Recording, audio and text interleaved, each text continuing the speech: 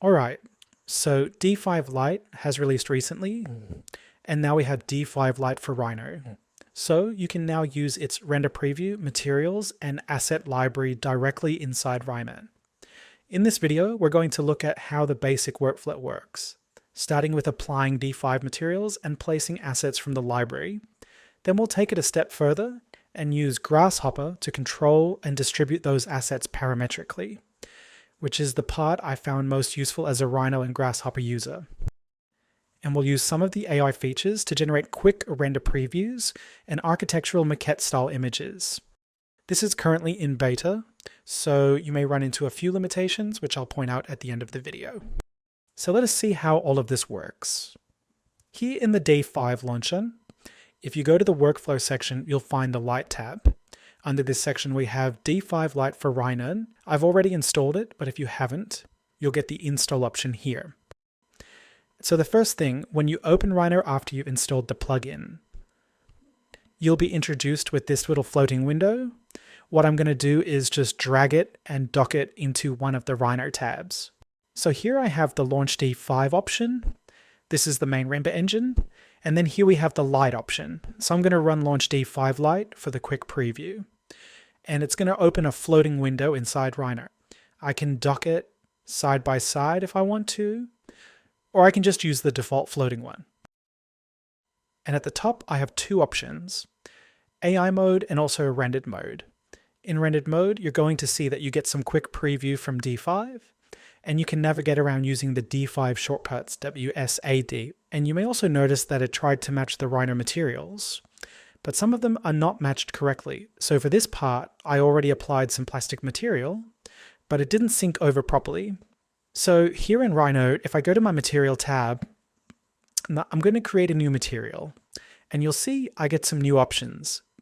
Emissive, generic, glass, grass, metal, water. So I'm going to go for D5 glass, and let me apply it to my glass geometry.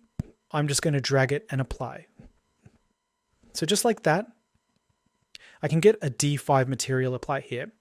Another thing you have here is if you right click, create a new material, and you'll see D5 grass. So now let me go here and apply the grass material on both of these surfaces. Now the interesting thing here is, if you zoom in, it is not just a flat 2D grass. It has some depth. I mean, it has a 3D grass effect. And here you can also control things like density and hair length. And I also have options to control the color. So let's say I want a darker grass. I'm going to double click here on the base color, and I'm going to just drag all the way to the bottom. So that's for materials. Now if you come here to the D5 panel, you have some other options as well. If you come here, you'll see an option called Open Asset Library. If I open this, it's going to create a new window which contains some of the D5 assets. Right now it has characters and also nature. So those are the categories available at the moment. And let's say I want this tree. So I'm going to just, well, maybe let me filter for free assets only. Here are all the free options we have. And let's say I want to distribute this tree, so I'm going to just download it. So I have this one ready. I can simply click here and drop it into the Rhino viewport, and as soon as I place it, it automatically syncs over to D5 as well. So now if I select this proxy, which is basically a proxy geometry, and if I just move it, you can see it's also reflected here. And if I copy it, if I just hold down Alt and drag to make a copy, it makes a copy here in D5 too. And you can also run Rhino commands like scale, move, rotate. If you rotate it here, now one really interesting thing is you can also use commands like array. Let's say I want maybe 12 copies in the X direction, right? If I run the array here, it's going to reflect directly in D5. Now the thing is, if you select this geometry, it is basically a block instance. So what I could do is, let's say I have this proxy and I want to distribute it on top of this surface. I already prepared a Grasshopper script for this. It's very simple. Let me just explain what we have. So I have a popular point set up here. And then here I have a model object component, and I can also control the layer. Let's call it tree. And at the end, I have a content cache component, which is going to help me bake or update the instances. So what I'm going to do is reference both of those surfaces and also this block that I got from D5. Or I'm going to reference it here. You can also reference multiple blocks, but I'm going to just use this single block for now. And now you can see it's going to populate from those points. Now, if I like this distribution and I want to send it over to D5, I can go to the end here and just bake. Just like that, I can distribute my trees across different sections. Now, this is the basic idea of the script, but you can apply the same process to other areas. Let's say in this building here.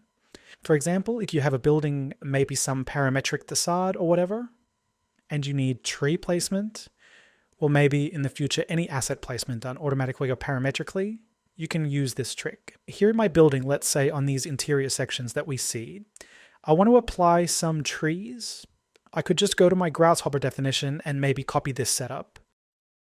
And what I need is some curves that are located at the exact positions where I want the trees. So let's say I have these curves you see here, and I want to apply that script. I'm going to paste it here and pass the curve division points through, just like we did with the previous one. And it's going to populate around these positions. And let me just give it a moment for D5 to sync everything. So now I have the interior side with all the trees applied. And the nice thing is, you can also control things further. If you can control your parameters, you can adjust things like, for example, I can increase the random scale factor, maybe set it to 0.2 to 1, or if I want a similar size or maybe a bigger size.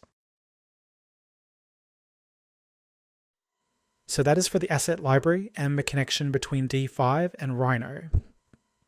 Now let's see another feature here in D5 Lite. If you come over here, you'll see an option called Environment Adjustment. You can adjust the HDRI or also the custom sky. And you also have controls for contrast, saturation, highlights, and so on. And another thing, if you come here at the top, we have the rendered mode and also the AI mode. So let's go for AI mode. It's going to use the current viewport. And if you want to snap it from the Rhino viewport, you'll see an option here called Capture from Rhino. If I click it, it's going to capture the view from Rhino, but I'm going to just use the render preview for this one. In the AI section, we have Choose Style. And if we go through the options, we have architecture, landscape, and so on. Let me go for maybe commercial and shopping mall. And I'm not going to touch anything else. I'm just going to press generate. And that's going to generate an AI render. I get some interesting results. You can also describe the environment in the text panel here, but I just ran it as is. And let's see this one. And at the top here, we also have a comparison view. If we look at the comparison, you can see it's a really close one-to-one transition. And if I zoom in here, it's going to preserve all of the detail.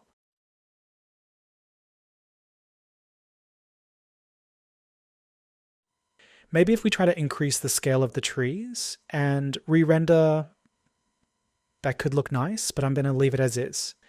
But for now, let me quickly show you another use case for this feature. So I have this project here, the one we made earlier on this channel, and I'll link the tutorial for you. And for this one, we're going to use only the text prompt option. And let me go to the prompt. This time, I'm going to use a text prompt style. I'm going to type something like architectural maquette style, minimalistic white plaster model, endless white background. This time I'll increase the structure weight slider to accurate, so there's no room for any extra changes to the environment or geometry. Alright, so I get 4 generation results. All of them are nice, but I like this one in particular. And you can also see it preserves each panel detail. Some of the features are still in beta. For example, here we have the export asset option. We can export all the settings and asset placements directly to D5 standalone, but since this is still in beta, I might make another video once it is fully functional. That is it for this video. All the project files and Grasshopper script used and tested here will be available on my Patreon. Thanks for watching. I will leave you 2 related tutorials on the screen. One showing you how to model this building, and another showing you how to export a Grasshopper animation directly into D5.